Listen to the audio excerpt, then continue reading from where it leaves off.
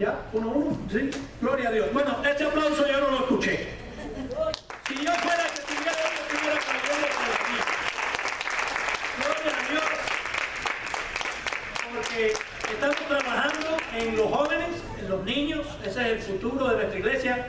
Los maestros ya van para su clase, así que los niños pueden pasar con ellos. Pero, gloria a Dios, que tenemos una iglesia que estamos fundados sobre la roca. Amén.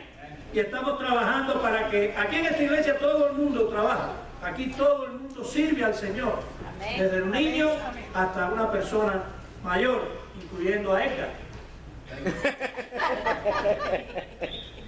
Mis hermanos, antes de comenzar, el hermano José estaba hablando de, ayer tuvimos bautizos en la playa, ¿verdad? Estamos haciendo obedientes a los mandamientos del Señor. Y tenemos 2 hermanos que se bautizaron ayer y muchas personas de la iglesia, muchos miembros fuimos a apoyarlos. Y le damos gloria a Dios por eso, porque eso es uno de los mandamientos del Señor muy importantes, ¿verdad? Ser bautizados. Cuando tú te bautizas es porque tú has creído en el Señor Jesucristo como Señor y Salvador de tu vida. Y yo quiero hoy, antes de comenzar la enseñanza, pues reconocer en público a esas 2 personas que se bautizaron. Y yo quiero llamar a Mario Domínguez y a Henry Sánchez que vengan para acá, por favor.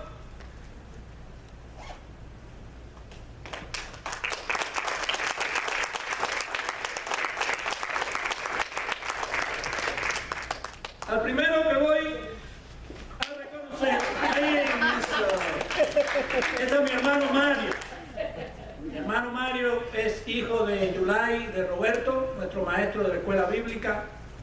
Y una familia muy bonita, una familia fundada sobre la roca de Cristo Jesús.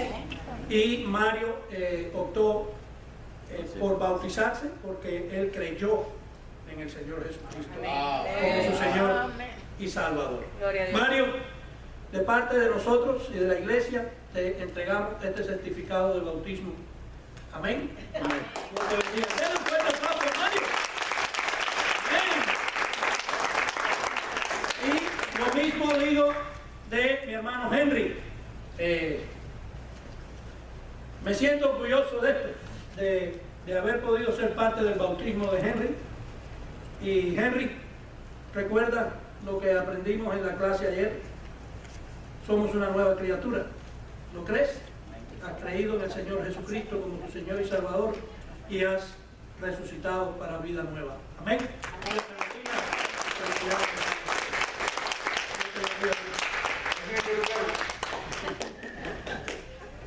Bueno, entonces vamos al rollo que nos toca hoy. Vamos a continuar con nuestra enseñanza de la serie El gozo de vivir en Cristo. Y para eso quiero que me acompañe al libro de Filipenses, que es el que estamos llevando en la serie, capítulo 2. Y hoy vamos a tener del versículo 5 al versículo 11.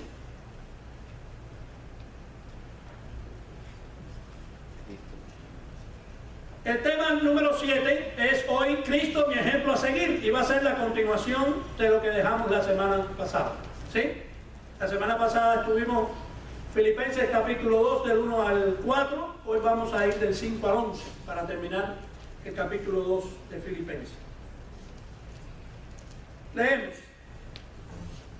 Haya pues en vosotros esta actitud que hubo también en Cristo Jesús, el cual, aunque existía en forma de Dios, no consideró el ser igual a Dios como algo que aferrarse, sino que se despojó a sí mismo, tomando forma de siervo, haciéndose semejante a los hombres, y hallándose en forma de hombre, se humilló a sí mismo, haciéndose obediente hasta la muerte y muerte de cruz. Por lo cual Dios también le exaltó hasta lo sumo y le confirió el nombre que es sobre todo nombre, para que al nombre de Jesús se doble toda rodilla de los que están en el cielo y en la tierra y debajo de la tierra, y toda lengua confiese que Jesucristo es Señor, para gloria de Dios Padre. Señor, en el nombre de Jesús, gracias por permitirnos estar en este lugar esta tarde. Señor, permite que a través de mi predicación, Señor, pueda ser tú exaltado y glorificado, y a través, Señor, de cada uno de los que están aquí en esta tarde escuchando tu palabra, también tu nombre pueda ser exaltado y glorificado. Bendice tu palabra en el nombre de Jesús. Amén, amén y amén. Mis hermanos, la semana pasada comenzamos este estudio del capítulo 2 y estaba basado en el ejemplo de tener la mente de Cristo para poder llegar a la unidad de la iglesia. La pregunta que surge ahora es: ¿qué fue lo que caracterizó la mente de Cristo y también la mente de Pablo? Si leemos, y pueden ir a YouTube, y ahí en la página nuestra pueden ver la enseñanza de la semana pasada, podemos ver que todo lo que se predicó caracterizó la humildad. ¿Se recuerdan? Para que haya unidad en el cuerpo de Cristo necesitamos la humildad, necesitamos la mente de Cristo. ¿Por qué? Mira lo que dice Efesios, mira lo que dice Pablo en Efesios capítulo 4 del 1 al 2. Dice así: yo pues, prisionero del Señor. Fíjate cómo es, que Pablo cada vez que habla dice prisionero. Él nunca dice estoy en un hotel sentado, ¿verdad? O estoy en la playa dándome un baño. Siempre dice prisionero del Señor, os ruego que viváis de una manera digna de la vocación con que habéis sido llamados, con toda humildad y mansedumbre, con paciencia. Y ahora viene lo difícil: soportándonos unos a otros, ¿en qué? En amor. En amor. Eso lo dice el apóstol Pablo. Aquí estas palabras que Pablo está hablando en Efesios están reflejando la humildad, la amabilidad, la paciencia y la tolerancia como forma de pensar que tenía Pablo, porque era un imitador ¿de quién? De Cristo. Todos los que somos imitadores de Cristo, y Cristo es nuestro ejemplo, pues deberíamos tener esto mismo que está hablando Efesios 4. Deberíamos de tener humildad, deberíamos de tener amabilidad, paciencia, tolerancia. Pero solo si tenemos la mente de Cristo podemos llegar a eso. Hermanos, usted y yo no podemos ser humildes. Usted y yo no podemos ni ser mansos ni ser dóciles por nosotros mismos. Nosotros por naturaleza no somos así. Por naturaleza no podemos hacer eso. Entonces, la pregunta que surge es: ¿cómo podríamos nosotros ser humildes si nuestra tendencia natural nos impulsa a sentir orgullo? ¿Cómo podríamos hacerlo? ¿Por qué? Porque nosotros, nuestra naturaleza es la de ponernos de pie cuando nadie está de acuerdo con nosotros. Nuestra naturaleza es la de confrontar al otro cuando la opinión de él no es la misma que la mía. Eso es por naturaleza nuestra. Nadie puede decir aquí que no tiene esa naturaleza.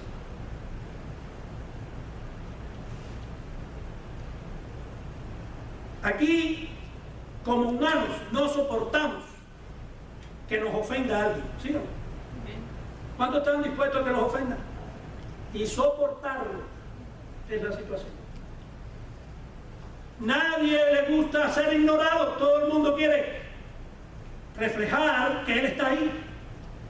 Nadie quiere estar sentado en una iglesia en la última banca sin que nadie se dé cuenta que está. No, siempre necesitamos levantar la cabeza a ver si estamos.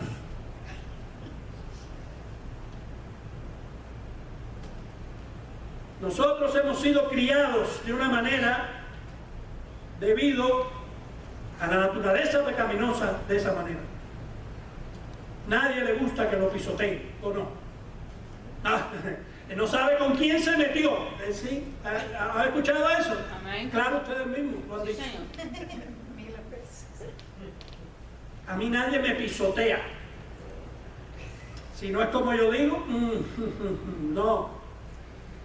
Alguien contaba en cierta ocasión que había una familia que tenían 2 hijos, pero uno de ellos se levantó en rebeldía, se fue de la casa y se levantó en rebeldía. ¿Por qué? Bueno, yo dije que la familia tenía 2 hijos. El problema es que la madre y el padre de esa familia solamente se enfocaban en uno.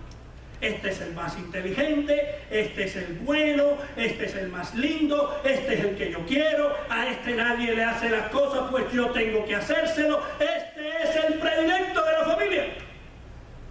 Por eso el otro, cuando escuchaba que dijo, pues yo me voy, pues yo me voy. ¿Y qué hizo el otro muchacho? Se fue de la casa, se fue a la dirección contraria, se hizo un rebelde, un anarquista. Se volvió. ¿Sabes que hay muchos jóvenes que nosotros vemos en la calle que esa es la situación que tienen? Que han sido desechados en su casa o vistos de una manera diferente al otro hermano. Eso es muy común dentro de la familia.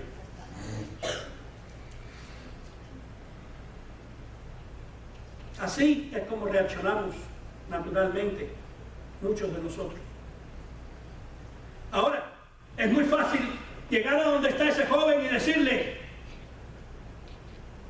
hijo, no te preocupes, ignora todo lo que tú escuchas de tus padres y sigue tu camino. Baja la cabeza y continúa. ¿Cuántos lo han hecho? Es bien difícil que un joven te vaya a escuchar cuando tú le dices eso, porque no es fácil ignorar cuando te pisotean, no es fácil ignorar cuando no te toman en cuenta. No es fácil. Él no, o el hijo de esta familia no pudo ignorar eso. Vivía así por mucho tiempo. Mi hermano, nadie que no haya experimentado un nuevo nacimiento tiene la capacidad para experimentar lo que ese niño experimentó dentro de su familia. Cuando somos nuevos convertidos, sí tenemos la capacidad para poder bajar la cabeza, porque nuestro ejemplo es Cristo. Y Cristo, dice la palabra, que fue llevado al matadero. ¿Cuántos están dispuestos a? Dice que tú no eres un nuevo convertido hasta que tú no cierres tu boca. Hay que aprender a callar. Hay que aprender humildad. Hay que aprender mansedumbre. Hay que aprenderla.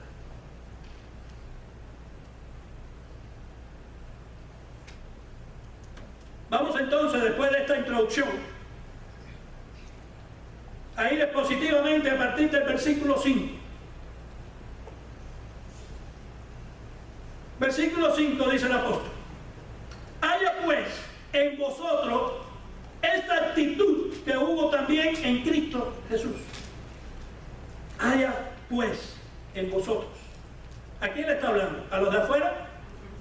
No, nos está hablando a nosotros, los hijos de Dios, a los nuevos convertidos, a los cristianos. Haya pues en vosotros la misma actitud que hubo también en Cristo Jesús. Este versículo 5 es un versículo clave en este segundo capítulo de Filipenses, porque está comenzando el capítulo o el versículo hablando sobre la humildad de Cristo. Acuérdense que Cristo es nuestro ejemplo, ¿verdad? Cristo es el punto culminante. La humildad es lo más importante en este versículo 5. Hubo o haya pues en vosotros esta actitud. ¿Qué actitud? Humilde, de mansedumbre, que hubo también en Cristo Jesús. Mis hermanos, Desde su nacimiento hasta su muerte, Jesucristo fue un ejemplo vivo de humildad. Desde su nacimiento hasta su muerte. Él demostró esa virtud o esa actitud que está hablando el versículo 5, no solo con palabras. Estamos muy acostumbrados a decir palabras, pero no hechos.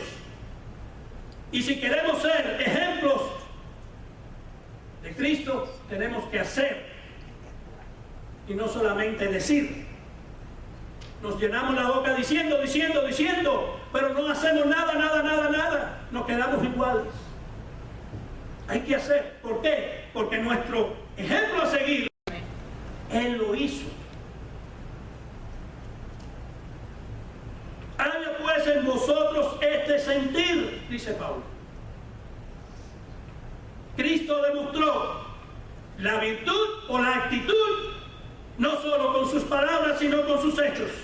Sus enseñanzas fueron completas. Escucharon sus parábolas, escucharon sus sermones, pero también pudieron caminar con Él y vieron que lo que Él enseñó, eso hacía. ¿Cuántos pueden decir, sean imitadores de mí, como así yo lo soy de Cristo?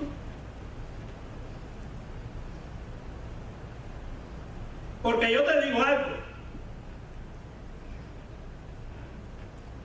Muchos es pastor,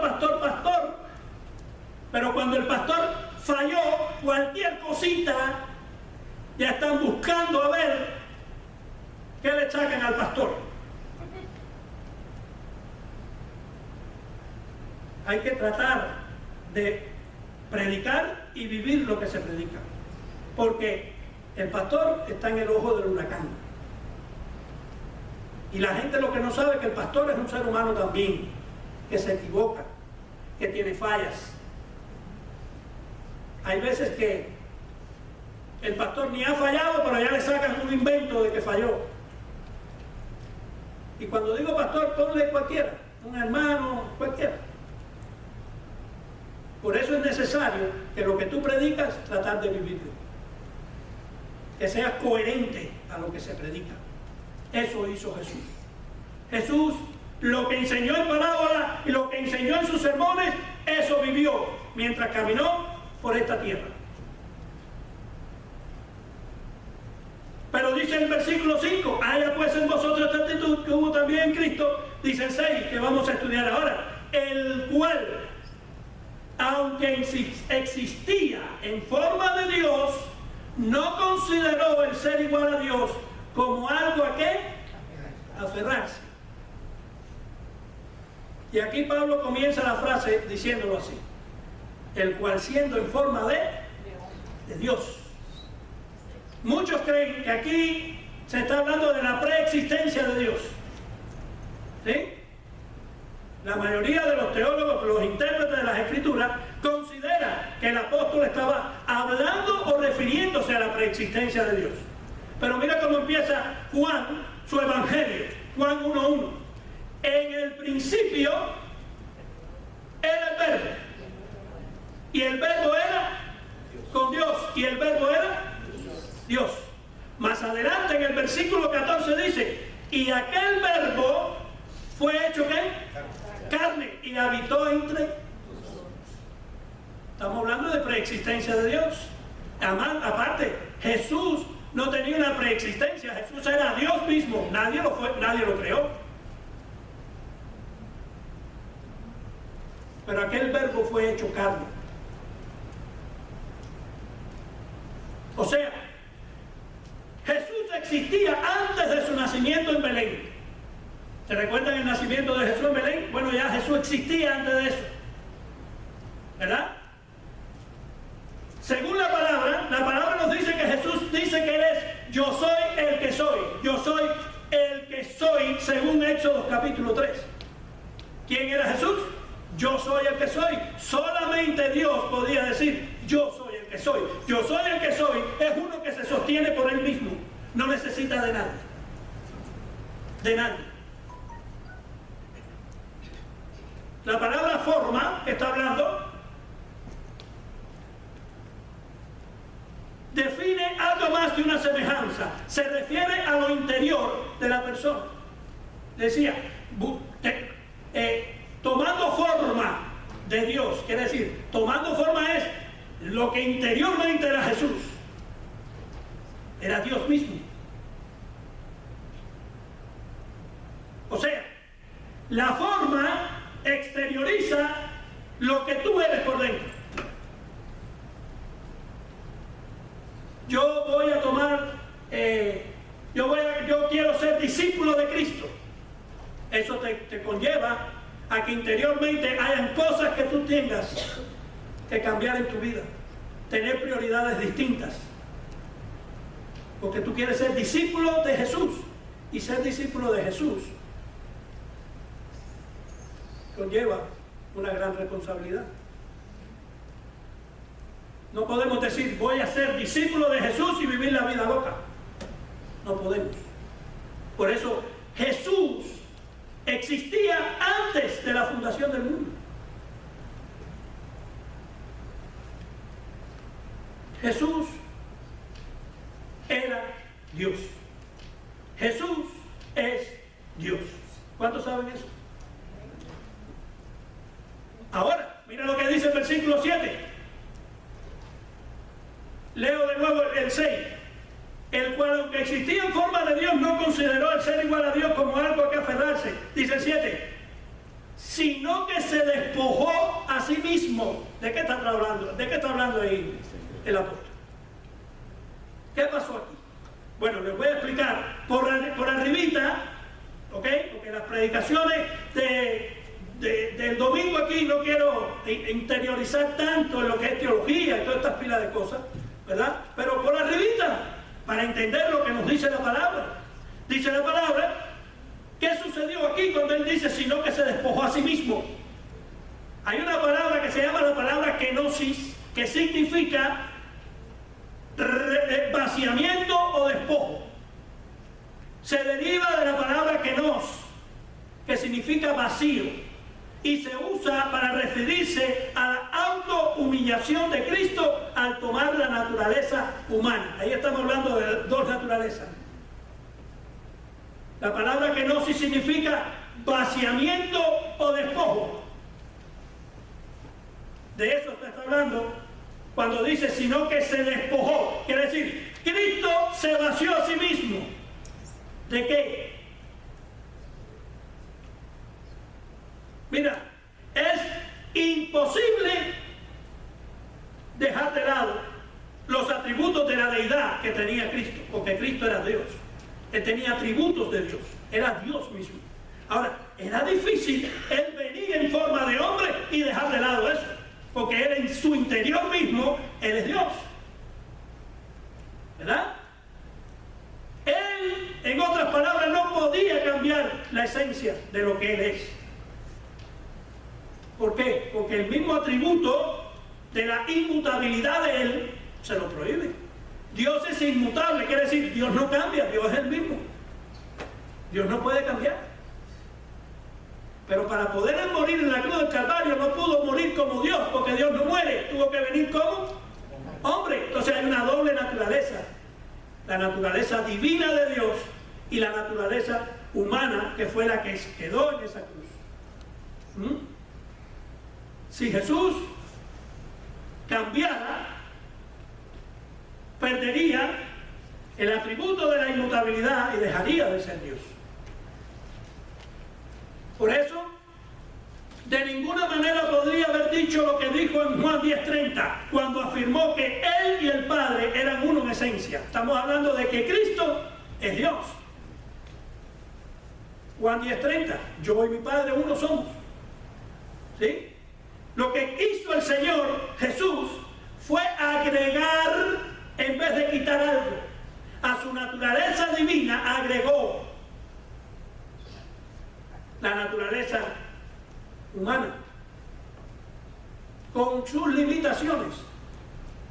¿Sí? Él agregó la naturaleza humana tal como nosotros, con nuestras limitaciones, pero sin despojarse de su deidad. ¿Están entendiendo eso? La doble naturaleza de Cristo. Esto ya les dije, esto no es profundizando dentro de la teología, ni la doctrina de la doble, se me fue la palabra, naturaleza de Dios, gracias. No, vamos a entrar ahí. Pero es necesario que cuando llegamos al versículo 7, cuando dice que se despojó a sí mismo, hay que explicar. Porque hay muchos que dicen, pero ¿cómo Jesús murió en la cruz siendo Dios? No, hay que entender la doble naturaleza. Y murió como hombre, pero no dejó de ser Dios en su interior, en su ser, en su naturaleza. Su atributo nunca lo perdió. Por eso dice el versículo 7, pero el inciso B, tomando forma de siervo, haciéndose semejante ¿a quién? A los hombres. Al tomar la forma de siervo, ahí entonces se hizo ¿qué? Humano. Ahí se hizo humano. Él era completamente Dios y hombre en una sola persona. Él no se despojó, volvemos a lo mismo, de su deidad, sino de su gloria y privilegios celestiales. De eso se despojó. Encarnándose para poder tomar la forma de siervo y del hombre entre los hombres. Para poder morir, tenía que hacerse hombre. Para que Cristo pudiera morir, tenía que hacerse hombre. Dios no muere. ¿Verdad? Dice el versículo 8 después, y hallándose en forma de hombre, se humilló a sí mismo, haciéndose obediente hasta la muerte y muerte de cruz. Wow. Aquí ya la condición de hombre de Jesús es lo que se está hablando. Pero dice, y hay puntos aquí dentro de este versículo 8 importantes en su condición. Número 1, siendo hombre, dice que se humilló a sí mismo. A sí mismo se humilló. Hay muchos de nosotros que hemos sido humillados por otras personas. Muchos hemos sido humillados por otras personas. Muchos hemos recibido humillaciones, maltratos de parte de alguien. Pero Jesús se humilló cuando iba o estaba siendo humillado y maltratado por algo que él no cometió. Y eso es lo más difícil. ¿Cuántos de ustedes están dispuestos a que lo humillen sabiendo que no tienen culpa? No, a mí, espérate, yo no lo hice. Lo primero que hacemos nosotros como defensa es, no, espérate, yo no tengo culpa. A mí no. No, dice la palabra de Dios que tú tienes que perdonar. No, espérate, yo no le hice nada, yo no tengo que perdonar. Ah, no. En el mundo, tu mentalidad humana, no, pero con Cristo sí hay que perdonar, aunque tú no hayas hecho nada.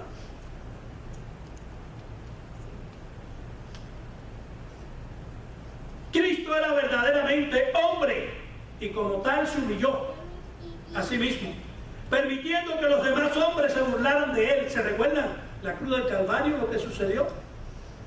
Burlándose de él. ¿Eres tú el rey de los judíos? Le ponían una corona, lo escupían por todo lo que sucedió en esa vía dolorosa. Eso lo pasó nuestro Señor. Y dice que se humilló a sí mismo. Mi hermano, la verdadera humildad se distingue de la forma falsa de humildad que llega a la hipocresía. Es algo más que un voluntario desprecio de uno mismo.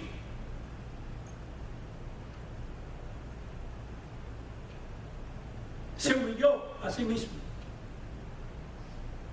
Después dice, en el segundo punto, que fue obediente.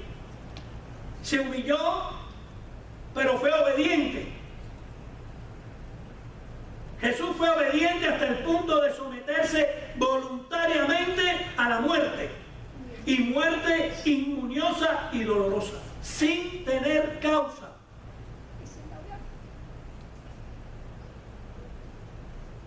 Fue obediente al plan divino de Dios.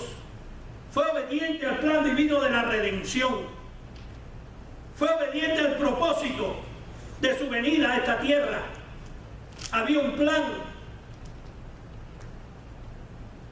Fue obediente al deseo del Padre de alcanzar y salvar a los pecadores.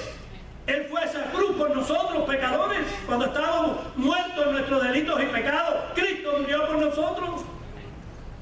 Él fue obediente al plan del Padre. Fue obediente.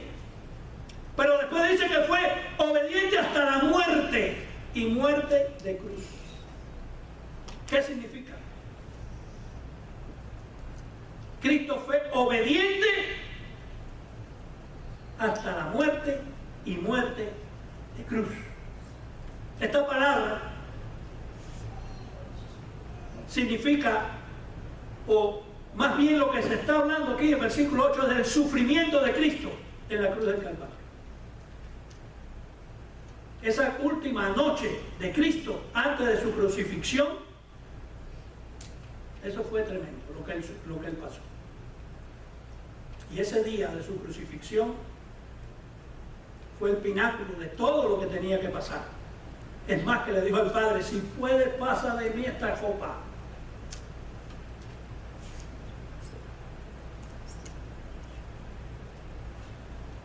Pero dice que fue obediente hasta la muerte. Pero, ¿qué tipo de muerte es la que se está hablando ahí? Muerte de cruz. El pueblo de Israel en el Antiguo Testamento sabía muy bien lo que significaba colgar a alguien de un madero. Y colgar a alguien de un madero significaba algo, una maldición especial, significaba en ese tiempo. Mira lo que dice Deuteronomio, vamos a ponerlo en el contexto bíblico. Deuteronomio 21, 22 y 23 dice: y si un hombre ha cometido pecado digno de muerte y se le ha dado muerte y lo has colgado de un árbol, su cuerpo no colgará del árbol toda la noche, sino que ciertamente lo enterrarás el mismo día, pues el colgado es maldito de Dios, para que no contamine la tierra que el Señor tu Dios te da en heredad.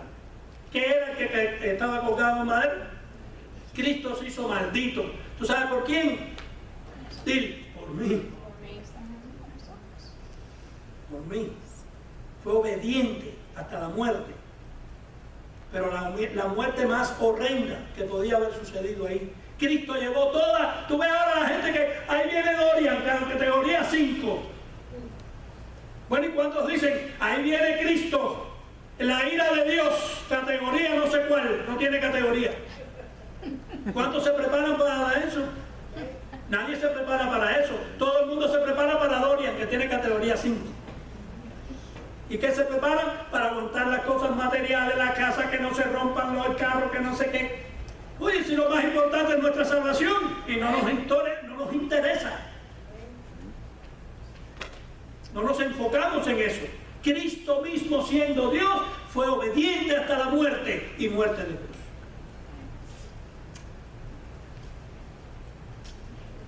Mis hermanos, Pablo utiliza aquí, en el versículo 8 que estudiamos, o que estamos estudiando, que la crucifixión era la única manera en que Cristo podría morir, porque tenía que haber sido o hecho maldito. Y la muerte en la cruz era para Dios como una maldición. Él tenía que morir. Él no podía morir que cayéndose de un caballo, ni tirándose por un barranco, ni ahorcándose. No, él tenía que ir a la cruz. Era la cruz.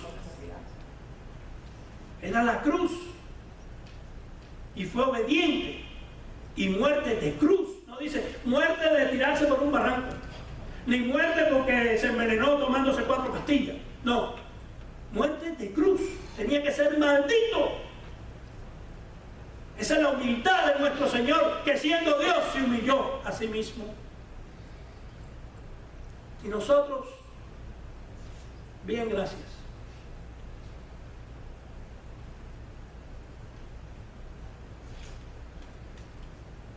El versículo 9 Por lo cual Dios también le exaltó hasta lo sumo cuando hizo lo del versículo 8. Después dice el 9, por lo cual, después de haber hecho eso, Dios también le exaltó hasta lo sumo y le confirió el nombre que es sobre todo nombre. Fíjate que no le confirió el nombre que es sobre todo nombre antes del versículo 8. Se lo confiere en el versículo 9. Después de haber hecho lo que hizo, de haber muerto en la cruz del Calvario. ¿Sí? Con esta sublime acción, Dios cumple al pie de la letra lo que su palabra enseña. Dice Mateo, mira lo que dice Mateo 23:12. El que se enaltece será humillado y el que se humilla será enaltecido. ¿Qué hizo Cristo? Se humilló. Por eso su nombre es sobre todo nombre. El Señor Jesús se humilló a sí mismo. Dios lo exaltó. Ese Cristo que primero fue humillado, fue escupido, fue negado, fue traicionado, fue despreciado, fue blasfemado, fue azotado. ¿Cuántas de estas cosas te han sucedido? ¿Te han azotado? ¿Cuántos azotes te han dado? Bueno, ese Cristo ahora es el Señor y Rey. Dios lo exaltó, pero tuvo que pasar por todo eso, hasta llegar a la muerte y muerte de cruz. Fue crucificado por nosotros. También Dios exaltó al Señor dándole el nombre de Jesús, que literalmente Jesús significa el Salvador. ¿Eh? Ahora, Jesús no es un nombre de cualquiera. Jesús no es un nombre común que tú puedas utilizar a tu antojo cuando estamos hablando de eso. Hay gente que por cualquier que dice, ay Dios mío, oh thank you God, o no sé, cogen el nombre de Jesús por cualquier cosa. No es coger el nombre de Jesús en vano. El nombre de Jesús tiene un peso. El nombre de Jesús es sobre todo nombre. Oh my God. ¿Tú no has escuchado eso? Todo el mundo, oh my God. Y se mete un martillazo en el dedo. ¡Ay! Oh my God. Dice Éxodo 20, versículo 7. Por si no me cree a mí, créale a la Biblia. A mí no me crea nada, de verdad. Dice la Biblia en Éxodo 27, no tomarás el nombre del Señor tu Dios en vano, porque el Señor no tendrá por inocente al que tome su nombre en vano. Con cuánta facilidad usamos el nombre de Jesús para expresar vas caminando por un lugar y de pronto aparece alguien y te asusta. ¡Oh my God!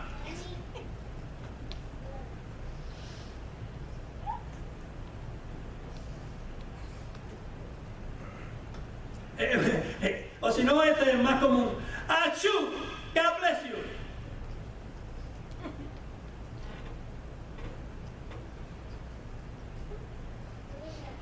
Hermanos, hay que ser cuidadosos cuando utilizamos el bendito nombre de Jesús. Dios se lo asignó a Él. Él es nuestro Salvador.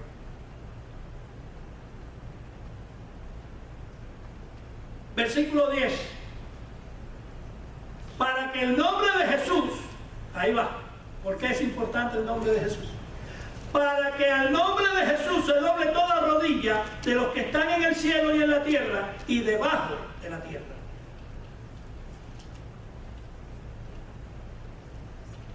Mira, en toda la Biblia, cuando tú lees los grandes hombres de Dios, dice que ellos caían postrados al Señor.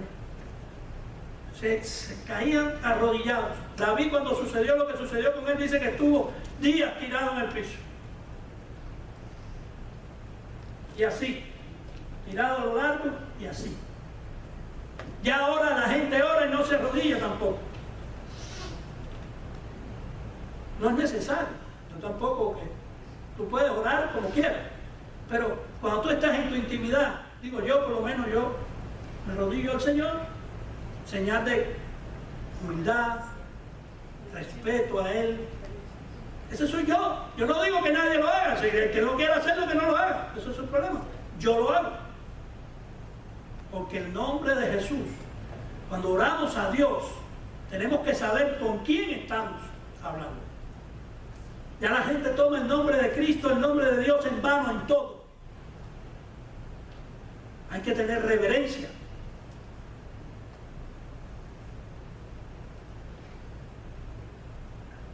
En los evangelios, hombres y mujeres doblaron sus rodillas ante el Señor Jesús al presentar su petición y reconocer su señorío. El mismo apóstol Pablo cayó en tierra cuando lo detuvo en el camino a Damasco, ¿se recuerda? Lo tumbó del caballo. ¿Y qué hizo Pablo? Señor, ¿quién eres?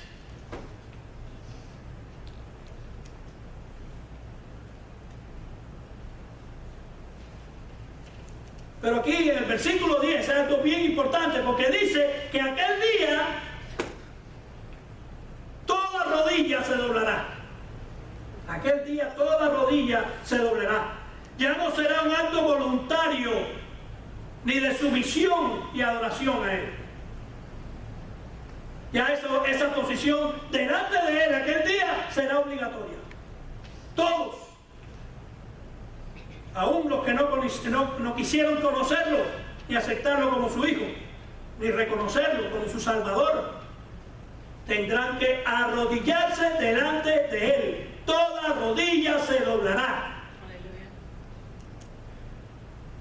Todos caerán postrados y todos tendrán que aceptar la exaltación que el Padre le ha dado al Hijo. Versículo 11, y aquí viene otra. Y toda lengua confiese que Jesucristo es Señor, para la gloria de Dios Padre. Ay, es que hoy ese marido que yo tengo es tan duro, no quiere saber nada de Cristo. Mira que le hablo y le hablo, o a aquella hermana, o a aquel sobrino, o a aquel hijo, y toda lengua confiese que Jesucristo es el Señor. Dice que no solamente se arrodillarán todos, sino que también sus labios confesarán y proclamarán el señorío de Cristo. Ahora, no estamos hablando de una confesión para salvación aquí, ¿ok? Porque dice que aún los inconversos, los que no lo conocieron nunca, ¿verdad? No estamos hablando de salvación aquí. Estamos hablando que todo el mundo tendrá que confesar que Él es el Señor.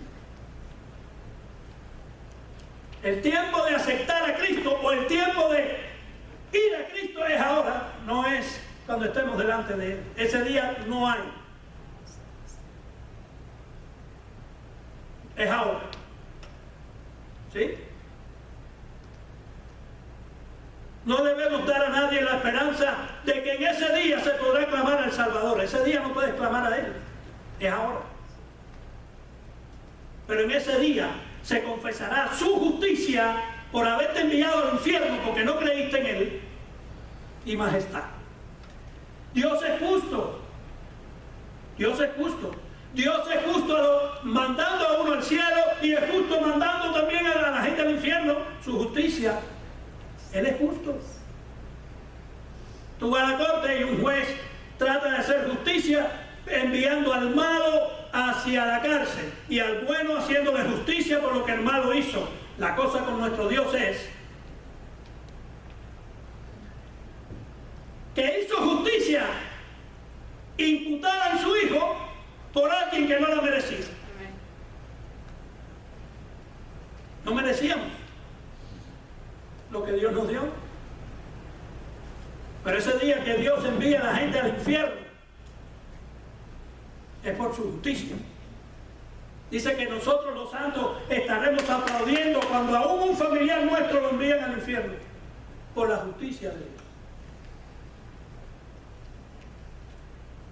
Mis hermanos, para terminar,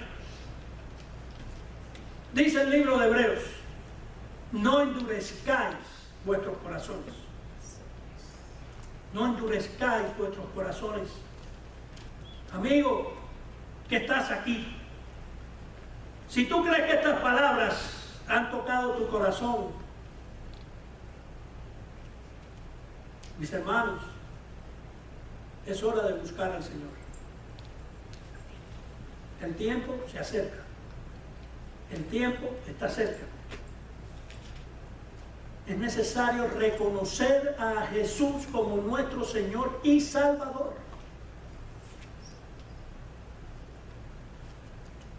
Y acuérdense que esto es no levantando la mano, ni viniendo aquí adelante. No, esto es tú ahí sentado. Esto se trata de arrepentimiento y fe. Arrepiéntete de tus pecados y cree en el Señor Jesucristo y serás salvo.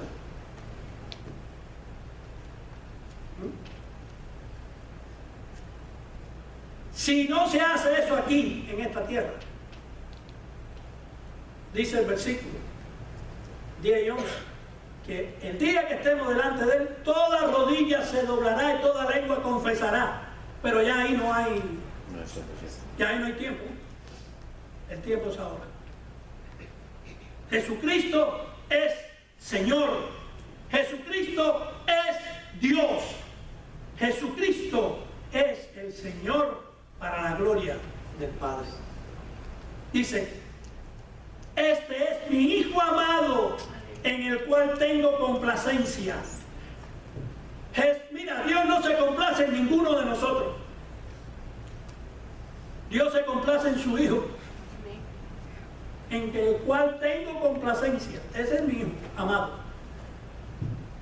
Por eso tuvo que morir Cristo en la cruz, para que nosotros, esa justicia fuera imputada en nosotros. Por nosotros mismos no podíamos. Jesucristo es Señor, para la gloria de Dios Padre. Dice Martin Lloyd Jones en la frase final: una iglesia que no está propagando activamente la verdad, dando testimonio de ella y preocupada por los perdidos, no es digna del nombre de iglesia de Jesucristo. Martin Lloyd Jones. Una iglesia que no está propagando activamente la verdad, dando testimonio de ella y preocupada por los perdidos, no es digna del nombre de iglesia de Jesucristo. Aquí estamos mirando el carácter de Cristo. Jesucristo dijo: yo soy el camino y qué más. Yo soy la verdad, yo soy la vida. Nadie va al Padre si no es por mí. Cierra sus ojos. Padre, en el nombre de Jesús, gracias por tu palabra. Ayúdanos, Señor, a reconocer que separado de ti nada podemos hacer.